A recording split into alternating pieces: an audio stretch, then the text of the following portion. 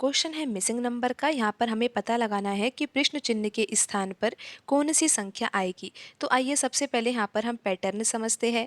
Pattern समझ में आ जाएगा तो फिर ये भी पता लगा लेंगे कि प्रश्न चिन्ह के स्थान पर कौन सी संख्या आएगी। तो आप यहाँ पर देखिए कि यहाँ पर कॉलम फर्स्ट है, इसमें 4 संख्याएं लिखी हुई है।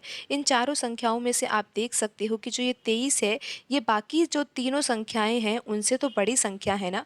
तो हमारा सोचने का तरीका ये होना चाहिए कि यहाँ पर जो ये 4 संख्याएं हैं और 4 संख्याओं में से एक संख्या जो इन सबसे बड़ी संख्या है, उस बड़ी संख्या को हम कैसे प्राप्त कर सकते हैं इन तीनों छोटी संख्याओं के द्वारा। तो हम यहाँ पर इस तरह से ही समझते हैं, क्या पता यही यहाँ पर पैटर्न लग रहा हो।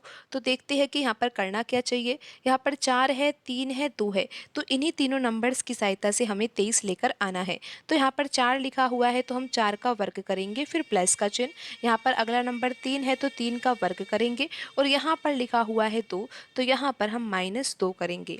इस तरह से हम यहाँ पर पैटर्न लगा रहे हैं और देखते हैं कि 23 आता है या नहीं। 4 का वर्ग होता है 16, 3 का वर्ग होता है 9, और माइनस तो क्या करना है, हमें 2 करना है। 16 + 9 कितना होता है, आप सब जानते हो कि ये 25 के बराबर होता है, और 25 में से 2 घटाया जाता है तो 23 आ ही जाता है। तो इस तरह से यहाँ पर पैटर्न लग रहा है। आपने देखा कि किस तरह से यहाँ पर हम 3 नंबर्स की सहायता से यहाँ पर 23 को प्राप्त किया। अब हम यहाँ पर आपको एक बार दोबारा से समझा देते हैं कि किस तरह से यहाँ पर पैटर्न लग रहा है। आपने देखा कि यहाँ पर 4 लिखा हुआ था तो हमने 4 का वर्ग किया, फिर प्लस का चिन्ह। यहाँ पर 3 था तो 3 का वर्ग किया, फिर माइनस हमने 2 किया क्योंकि यहाँ पर 2 भी लिखा हुआ था। तो यहाँ पर 4 का वर्ग किया तो 16 आया, 3 का वर्ग 9 होता है, और माइनस हमने 2 किया। 16 + 9 25, 25 में से 2 घटाया जाएगा तो 23 आ जाएगा।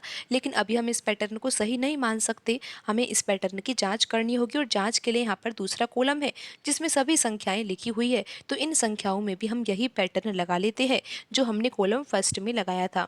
तो आइए अब यही पैटर्न की हम जांच करते हैं। करना क्या चाहिए, यहाँ पर 1 है और 8 है, तो इन दोनों संख्याओं का तो हमें वर्ग करना है और जोड़ना है।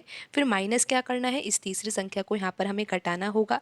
1 का वर्ग होता है 1, 8 का वर्ग होता है 64, और माइनस क्या करना है, 7 करना है। 1 + 64 कितना होता है, 65 होता है, और 65 में से 7 घटाया जाता है तो कितना आता है, 58 आता है। आप देख सकते हो कि यहाँ पर 58 ही लिखा हुआ है। तो पैटर्न यहाँ पर बिल्कुल सही है। अब हम इस पैटर्न को यहाँ पर तीसरे कॉलम में लिखी हुई संख्या में लगा देते हैं और पता लगाते हैं कि यहाँ पर प्रश्न चिन्ह के स्थान पर कौन सी संख्या आएगी। तो करना क्या है, यहाँ पर 3 है, 6 है, इन दोनों संख्याओं का वर्ग करना है और जोड़ना है, और माइनस क्या करना है, माइनस हमें यहाँ पर 5 करना है। अब देखते हैं कि आंसर क्या आएगा। 3 का वर्ग होता है 9, 6 का वर्ग क्या होता है, आपको पता है ना, 36 होता है, और माइनस क्या करना होगा हमें, 5। 9 + 36 कितना होगा, 45, और 45 में से 5 घटाने पर कितना आता है, 40 आता है।